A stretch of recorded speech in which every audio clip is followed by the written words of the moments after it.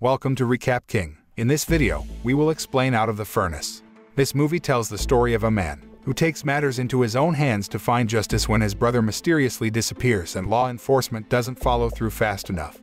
Will he be able to find the killer of his brother and avenge him? Let's find out in Out of the Furnace. Out of the Furnace begins with the story of a man named Harlan DeGroat, who is seen watching a movie in his car in a park. He was accompanied by his female friend who was laughing at him. Unable to accept being belittled by his female friends, Harlan banged the woman's face against the car's dashboard. The commotion was heard by the man who was also watching in the garden.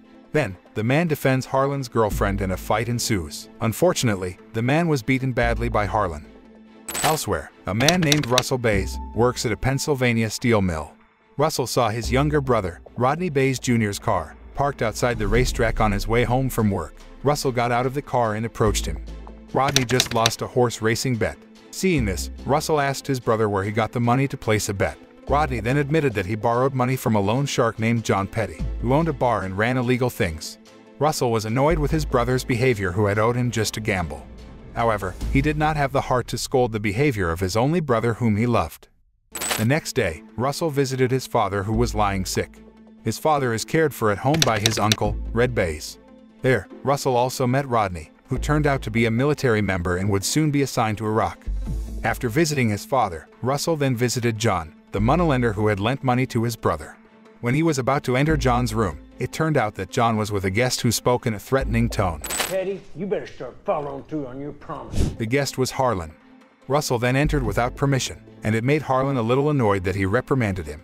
Then, Russell gave his monthly salary to John to pay off his brother's debt. He promised to pay the rest when he received next month's paycheck. However, Russell asked John to keep his actions a secret from Rodney.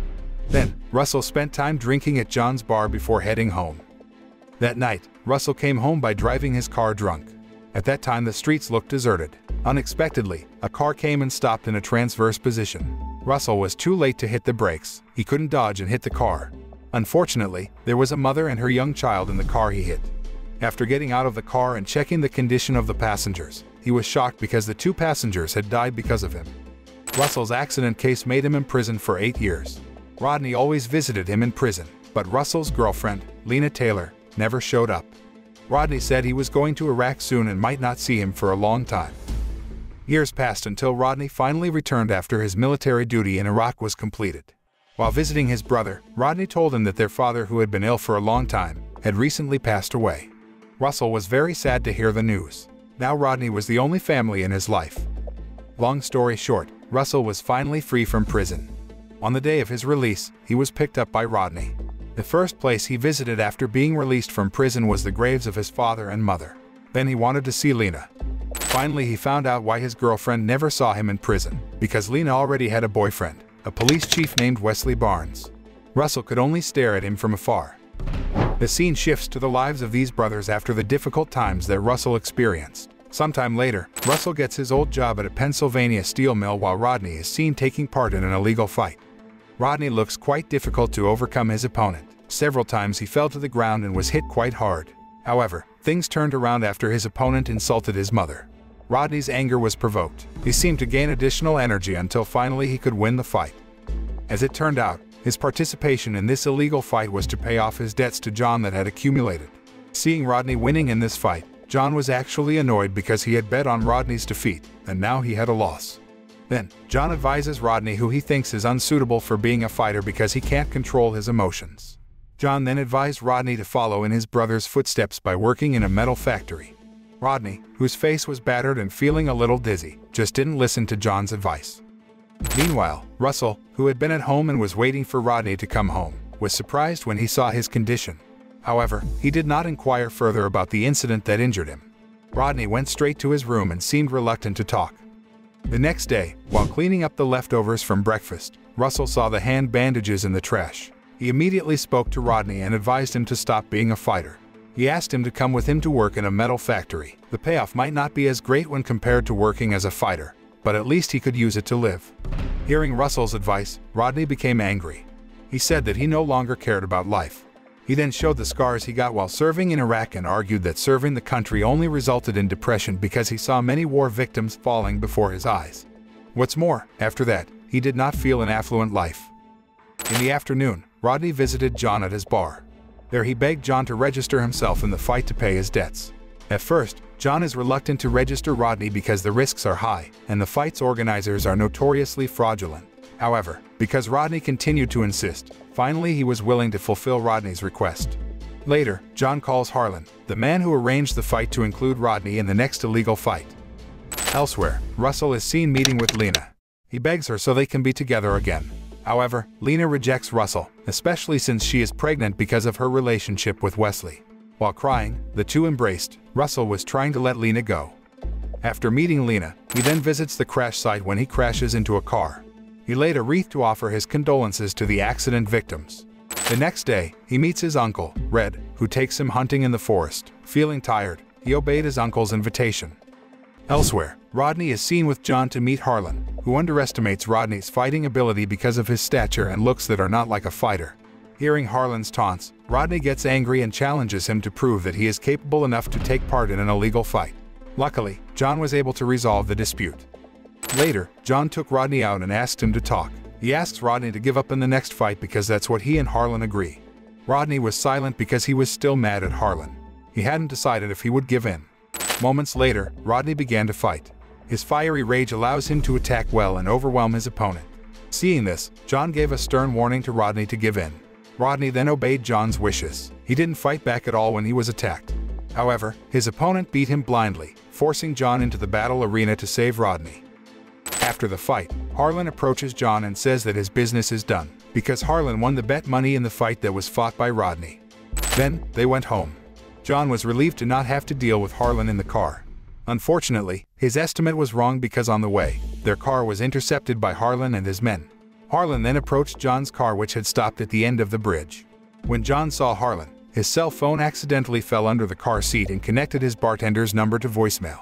Then, through the car window, Harlan brought his face closer to John and said he wasn't done, then he shot him dead. Harlan ordered his men to drag Rodney and take him to a warehouse. That night, Russell, who had returned from hunting, entered Rodney's room. He finds a letter. In the letter, Rodney apologized to Russell for not taking his advice not to fight. He promised that the fight will be his last fight, and after that, he promised to work in a metal factory. At the same time, Rodney is being tortured by Harlan's men. As Harlan walked into the barn, he asked Rodney to see his face. However, Rodney actually mocked Harlan by calling him a coward. His insults inevitably angered Harlan. He shot Rodney straight away. After Rodney died, Harlan ordered his men to bury his body in the middle of the forest. The next day, Wesley comes to Russell's house.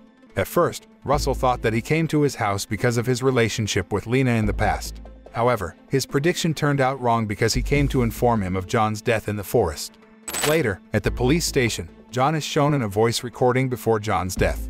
It turned out that the seconds before John died had been accidentally recorded into his bartender's voicemail. However, the police had difficulty finding Rodney, who was with John at the time of his death. Even though the police had interrogated the people at the scene of the fight, they were all silent. Hearing this, Russell felt very upset. He even accused Wesley and the police of incompetence in handling the case of Rodney's disappearance. Sometime later, Russell and his uncle came to John's office to find information about Harlan's address. The bartender that Russell met at John's office said he didn't know Harlan's address, but he knew where the fight was taking place.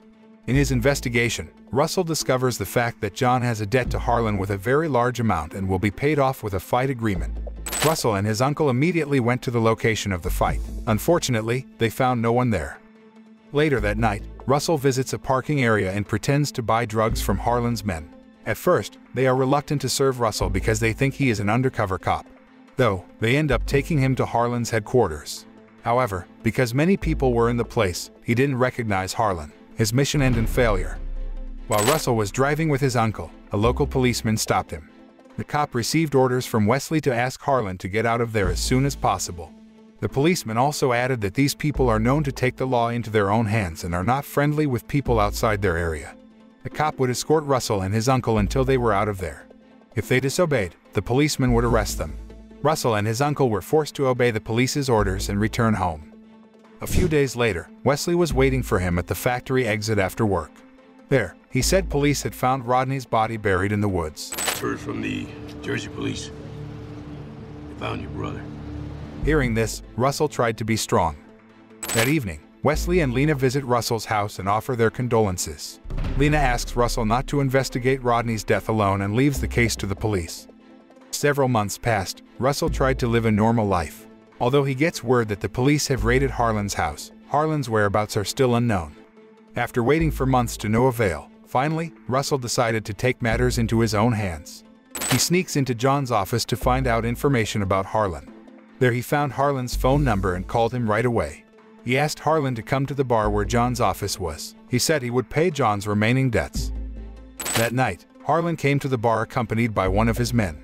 He carried a very large bag and entered through the back street. Russell, who had been lurking directly, approached the bar door with a gun. Inside, the bartender is threatened and interrogated by Harlan, who asks for information about the person who called him. The clueless bartender then shot by Harlan. Russell manages to incapacitate Harlan's men in another room and prepares to shoot him. However, Harlan fired his gun so hard that Russell had to take cover. When Harlan managed to get out, the car could not be started because it had been sabotaged. He was forced to run away from his car and hide in an empty factory. Russell followed him and they fought. He manages to shoot Harlan in the leg, but he can still stand. Russell then asked him to walk into the forest. In the distance, Wesley had arrived and asked Russell to stop his actions. However, Russell paid no heed to the warning. When Harlan was seen walking away, he shot Harlan in the back and killed him. At the end of the film, Russell is seen at his house. After killing Harlan, he was not imprisoned because Wesley stood up for him and arranged for Russell to be acquitted. From this film, we can learn that gambling does not bring us riches, but it will lead us to a tragedy that can threaten our lives. So much debt is borrowed just to be spent. Gambling did not make Rodney able to pay his debts. Sometimes, getting a low-paying job is better because at least it can keep us out of trouble even if it doesn't make us rich.